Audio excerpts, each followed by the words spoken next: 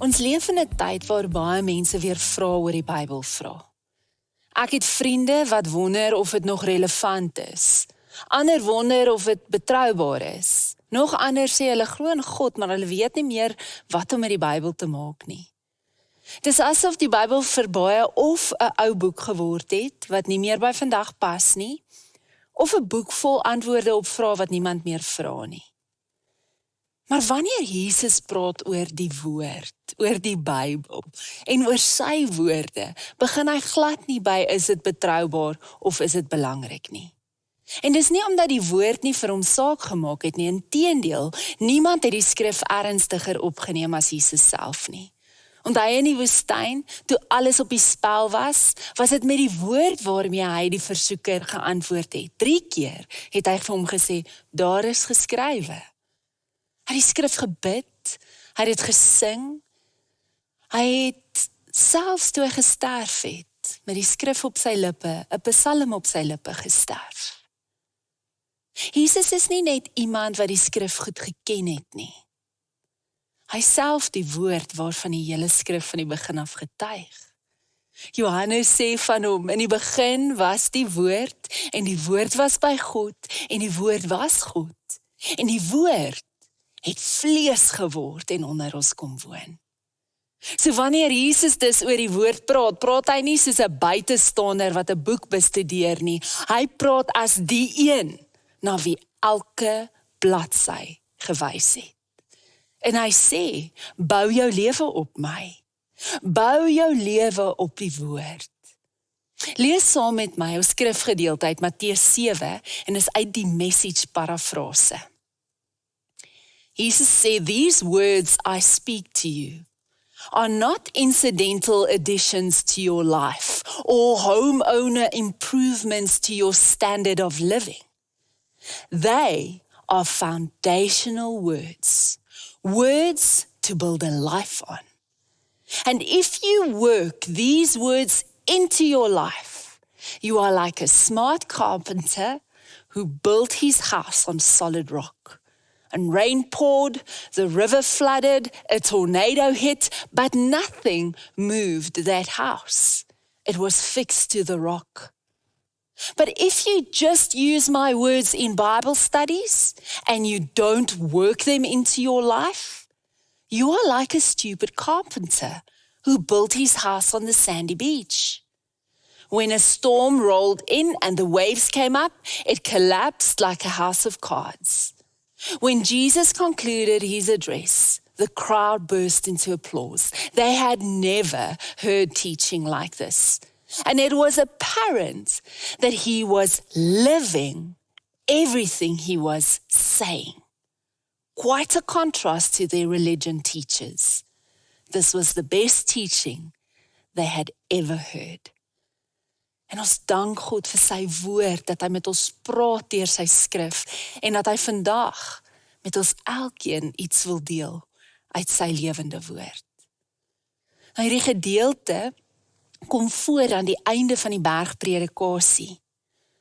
En Jesus besluit om aan die einde van hierdie lang preek oor die lewe en die lewe in God se koninkryk, die lewe saam met hom, vir ons 'n storie te vertel van hierdie 2 bouers. En toe ek begin dink het oor hierdie storie, toe besef ek, elkeen van ons bou iets, met die keuses wat ons maak, die waardes waarvolgens ons leef, die stemme waarna ons luister en die stories wat ons glo. Maar hierdie 2 bouers kies, hulle maak 'n besluit. Die een bou op 'n rots en die ander een op sand. En wat my tref, is hoe klein die verskil eintlik tussen hulle is. Want albei luister na Jesus, albei bou 'n huis, albei beleef 'n storm. Van buite af lyk hulle lewens waarskynlik dieselfde, maar toe daardie storm kom, toe sien ons, die verskil tussen die 2 was die fondament. En reg in die middel van hierdie storie sê Jesus iets wat ons maklik kan verbylees, byna onopgemerk is dit daar tussen hierdie woorde. As jy hierdie woorde in jou lewe inwerk, van die vertaling sê, as jy doen wat ek sê, if you work these words into your life, Daardie frase is die skanier waarom hierdie hele storie draai. Hy sê, elkeen wat na my woorde luister en dit doen. So as hy dit sê, is die doel van sy woorde nie bloot dat ons dit net moet verstaan, bestudeer of lees nie. Dit is dat dit moet deel word van ons lewe. Dit is die Here se grootste begeerte rondom die Bybel in ons lewe. Ons verhouding met sy woord. Dat dit deel word van ons lewe. En wanneer sy woord deel word van my lewe, het ek gesien al, leer ek om hom te ken, om hom lief te hê, om hom te volg. En so uit hierdie uitnodiging van Jesus is daar drie gedagtes wat ek by jou wil los, wat jou dalk ook kan help om te groei in jou verhouding met die Bybel en om woorde te kry oor jou verhouding met die Bybel. En die eerste uitnodiging is, ontvang die woord. En hoe ontvang jy die woord? Dis 'n belangrike vraag om te vra. Hoe lees jy die Bybel? Want die manier waarop ek 'n boek benader, bepaal wat ek daaruit gaan ontvang en wat ek daarmee gaan doen. Ek het nou al agtergekom in my eie lewe, maar ook in my gesprekke met ander rondom die Bybel. Party mense lees die Bybel soos 'n reëlboek, ortopraksie. Wat moet ek doen? En wat mag ek nie doen nie? Ek sien die Bybel as 'n lys voorskrifte. Maar die ding is of ek gaan slaag en ek gaan goed voel, of ek gaan misluk en ek gaan skuldig voel. En die gevaar met hierdie benadering tot die woord is legalism, 'n godsdiens wat verklein word tot 'n kaart, 'n telkaart, 'n skoorkaart, waar ek my verhouding met God bepaal en die gesondheid van my verhouding met God afhang van hoeveel ek reg gekry het. Ander lees dit soos 'n dogmaboek, ortodoksie. Wat moet ek glo? En hulle wil seker maak, hulle verstaan alles reg. En die waarheid maak saak. Wat is waar, wat is reg? Jesus self sê, dit maak ons vry. Maar daar is 'n gevaar as ons die Bybel net so benader. En dit is dogmatisme, fundamentalisme, waar jy so reg kan wees dat jy dood reg is. Die verhouding is dood. Jy kan elke leerstelling korrek hê, elke debat wen en tog nooit self daardeur verander word nie. En dan is daar iemand wat Bybelroulette speel. Ek maak die Bybel oop, maak toe my oë, sit my vinger op 'n vers en lees wat dit vir vandag sê. Nou jy ken mos die ou grap wat almal in kerkkringe vertel. 'n Man het eendag vir die Here gevra verleiding oor 'n groot besluit wat hy moet neem. En hy speel Bybelroulette. Maak daai Bybel oop, oë toe en sy vinger val op 'n vers en hy lees Genesis 6:14. Maak vir jou 'n ark van goeie verward dink hy nee, hierdie is seker 'n foutjie. Besluit ek gaan weer, maak die Bybel oop, soek, sit sy vinger op 'n vers, maak oop sy oë en dit sê, gaan doen dit hastig. Snaaks. Maar dit wys presies hoekom dit nie werk nie. Die Here kan so praat, nie? Hy is groter as ons metodes. Maar dit was nie die hoofdoel van hoe ons met die Bybel moet omgaan nie. En dan is daar van ons wat die Bybel lees as 'n inspirasieboek.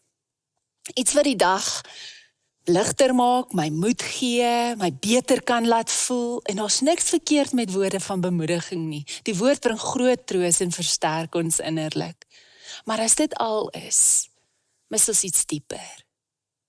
Want die woord is God se stem, wat lewend na jou en my toe kom. Dis die Bybel. Hy praat met jou. Hy praat met my. En wanneer ek die skrif oopmaak, is die eerste vraag nie vir my, wat beteken hierdie teks nie? Dis, wie praat met my?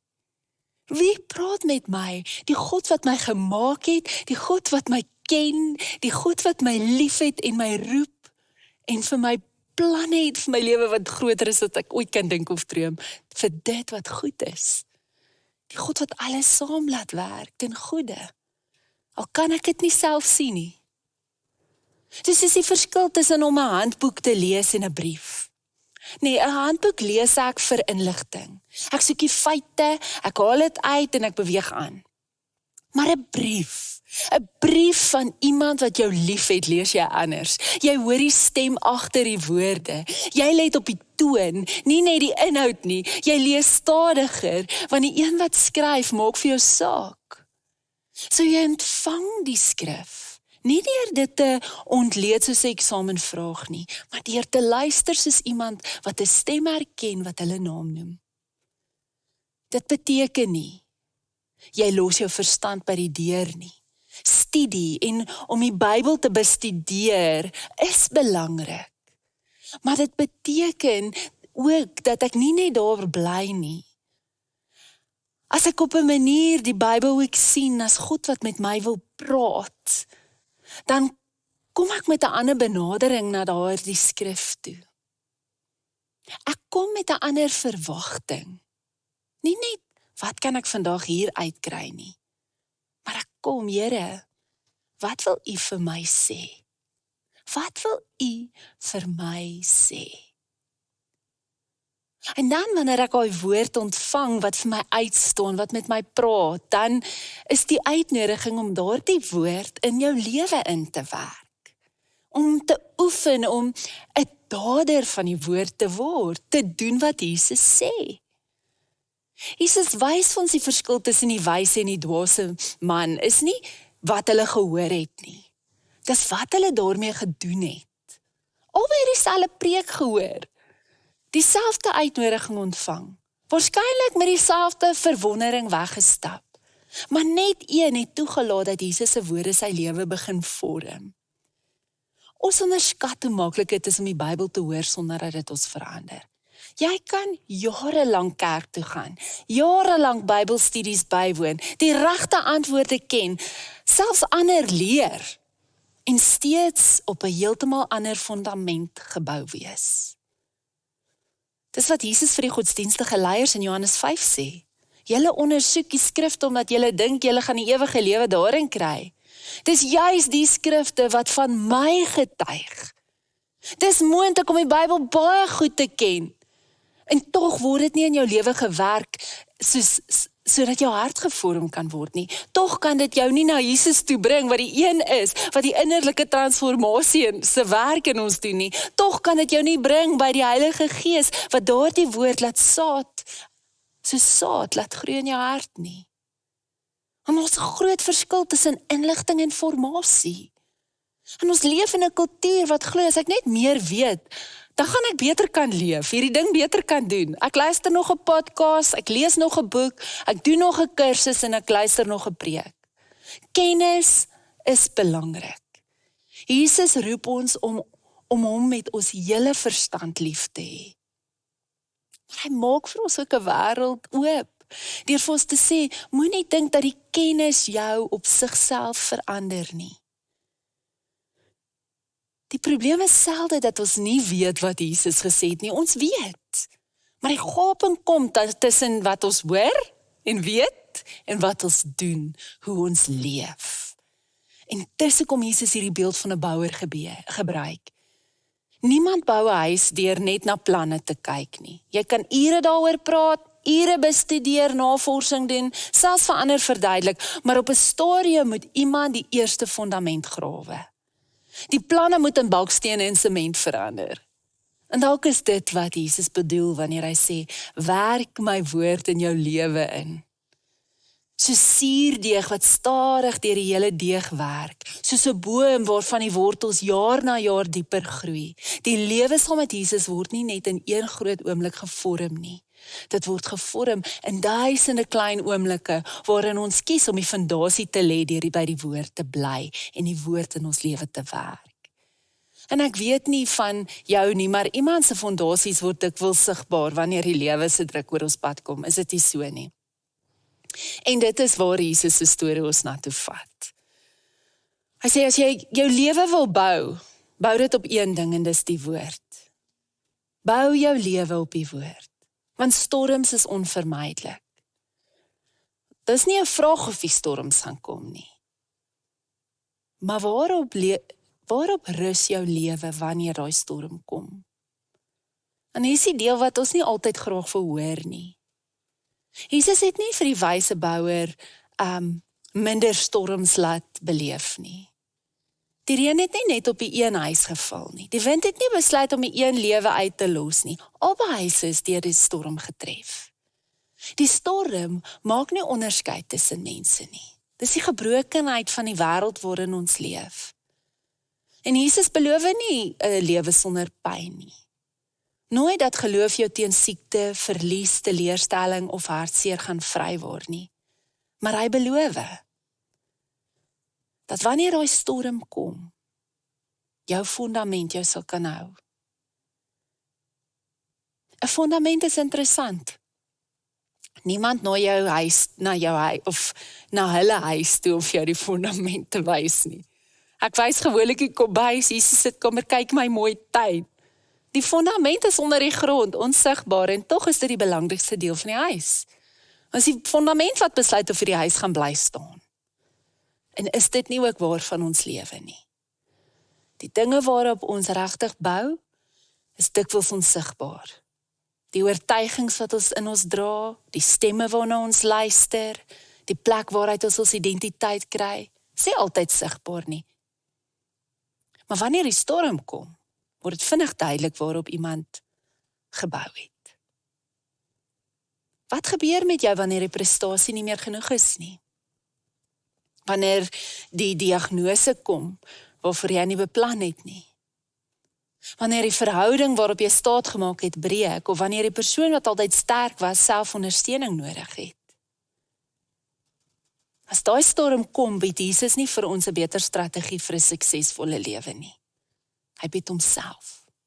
Hy bied homself as die fondament waarop ons kan leef. Wanneer ek die Bybel lees, ontmoet ek nie net die idees nie, ek ontmoet die lewende Christus. Die een wat lewe bring en lewe gee, daar waar ek gedink het dit is dood, waar daar chaos is, waar daar nie hoop is nie. Van Genesis af is dit die woord wat skep en lewe bring. God wat sê, en dit was so. In die evangelies, die woord wat vlees word, tussen ons kom woon, in Jesus, en dis deur die Heilige Gees, wat daar dieselfde woord vandag nog met ons praat, deur die Bybel. So ek wil jou nie vanoggend uitnooi om meer Bybel te lees nie. Ek wil jou uitnooi om Jesus se stem weer in die Bybel te hoor. Wanneer jy die skrif oopmaak, ontmoet jy nie net verhale en wette en wysheid nie. Jy ontmoet homself wat jou nooi om sy stem te vertrou, sy woorde ernstig op te neem en dit so in jou lewe in te werk, dat dit die manier begin vorm waarop jy dink, waarop jy liefhet, waarop jy vergewe, waarop jy werk, waarop jy dien en waarop jy hoop. Ek het 'n tydjie gelede geleentheid gekry om eenkant te kom, te rustyd te hê. En ek het baie tyd in die skrif spandeer. Maar ek het spesifiek na Habakuk toe gegaan. En ek het daar die boek in die Bybel gelees, nie soos 'n teksboek nie, 'n handboek nie. Ek het die Here gevra, ek wil hierdie lees soos 'n brief, wat wil U vir my sê? En soos ek daar die skrif 'n paar keer gelees het oor 'n paar dae, het ek gesien hoe Jesus met my praat, hoe God sy woord lewendig maak en my uitnooi na 'n manier van lewe saam met hom. Ek het gedink, my gebed, my hartsgebed is, Here, ek wil hoor wat U vir my sê, en ek sien hoe God vir Habakuk sê, skryf neer wat jy sien. En ewe skielik word daai 'n uitnodiging vir Melissa persoonlik. Skryf wat jy sien. Sien wat ek, die Here, wat so lief is vir jou, gee vir jou, Melissa. Wanneer daar 'n diagnose kom in my pa se gesondheid, sien ek dat God getrou is. Dat sy vrede heers daar waar onsekerheid is. Wanneer ek bekommerd is oor môre, sien ek hoe die Here op maniere wat ek nooit sou kon dink nie, voorsien. En na my lewe toe kom, en my hart vir my wil bemoedig, maar wil hoop gee, om te sê, jou fondasie is op my, ek het jou. Dit is vir jou ook moontlik. Hy praat met sy woord, hy lei met sy woord. En so ons is 'n gemeente wat dit is die anker vir ons lewe saam. Maar vir ons gaan dit nie net oor hoe verstaan ek hierdie Bybel beter nie. Vir ons gaan dit oor, Here, ek wil hierdie woord begin leef. Ek wil hoor wat U vir my sê. En ek wil oefen om U te ken, te lief te hê en te volg in hierdie lewe wat U my na toe nooi.